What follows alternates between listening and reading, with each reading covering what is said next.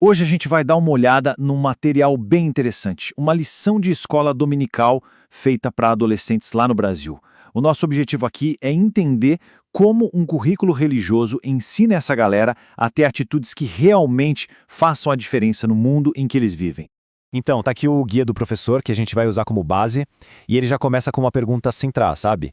Como é que uma denominação religiosa tão grande prepara sua juventude para ser, entre aspas, relevante no mundo de hoje? As respostas que esse material dá é isso que a gente vai investigar. Bom, o objetivo geral do currículo fica claro logo de cara. O tema do trimestre inteiro é esse aí, definir o que significa ser uma igreja relevante. E, segundo o próprio material, é aquela igreja que glorifica a Cristo através do seu testemunho no mundo. E olha, o currículo é bem completo. Dando uma olhada rápida no sumário, a gente vê que os tópicos vão desde atitudes pessoais e missão social até discussões sobre política. Mas hoje, o nosso foco vai ser na lição que serve de base, de alicerce para todas as outras. Para a gente poder entender a lição, primeiro a gente precisa olhar para o fundamento dela, né? Vamos dar uma olhada no texto bíblico que serve como a grande base para essa ideia de fazer a diferença. E a base de toda essa lição é um dos textos mais conhecidos do cristianismo, o Sermão do Monte. Para os alunos que estão ali na faixa dos 15 aos 17 anos, esse é o ponto de partida para tudo que eles vão aprender sobre conduta e propósito. Mas, afinal, o que é o Sermão do Monte de acordo com o próprio material? Ele é descrito como o principal discurso de Jesus, um discurso que expressa os princípios do reino de Deus para a vida prática. E essa é a palavra-chave, prática. A ênfase é total na aplicação do dia-a-dia, não em ficar só na teoria. Então, vamos em frente e ver como é que esses princípios são transformados em ensinamentos bem concretos sobre as atitudes que os alunos são incentivados a ter. O próprio título de lição já meio que entrega o jogo, né? O foco não está em crenças, mas sim em atitudes. Isso, de cara, já coloca a fé como uma coisa ativa, sabe? Uma série de escolhas e comportamentos que a pessoa decide ter. Aí o currículo vai detalhando isso usando as bem-aventuranças como um guia. Elas são apresentadas como um modelo para as atitudes principais: ser pobre de espírito, ser manso, misericordioso, pacificador. Cada uma dessas é vista como uma virtude que vai moldando o caráter. O ponto crucial aqui é que elas não são apresentadas só como umas frases bonitas. Não.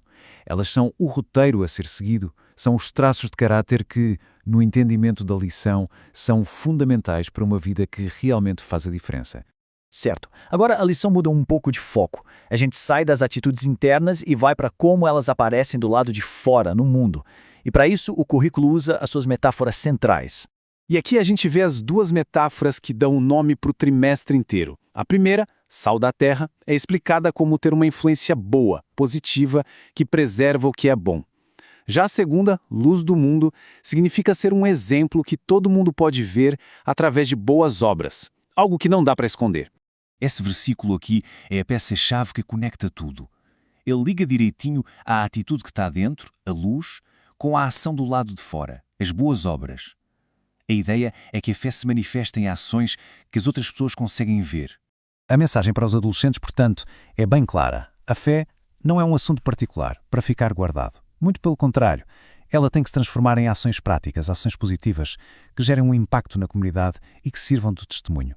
Então, no final das contas, o que se espera que um aluno aprenda e coloque em prática depois dessa lição? Vamos resumir qual é a missão deles. Os objetivos são super práticos. A ideia é que os alunos se tornem uma testemunha no dia-a-dia, na escola, em casa, com os amigos, que eles pratiquem o amor e a misericórdia, que as ações e as palavras estejam alinhadas com o que está no coração, que eles entendam que uma pessoa de fé deve ser diferente do resto da sociedade e, no fim, que cumpram a missão de fazer a diferença no mundo. Essa citação do material amarra tudo de um jeito muito poderoso. Ela reforça de novo essa conexão direta entre a fé que está dentro, o que está no coração e o comportamento do lado de fora. A lógica é, um coração transformado leva naturalmente a ações e palavras que refletem essa transformação. Analisar esse currículo específico acaba nos deixando com uma pergunta bem mais ampla, né? Como é que os jovens, em qualquer contexto, são ensinados a encontrar um significado, um propósito, dentro das suas comunidades? A resposta para isso não molda só indivíduos, mas sociedades.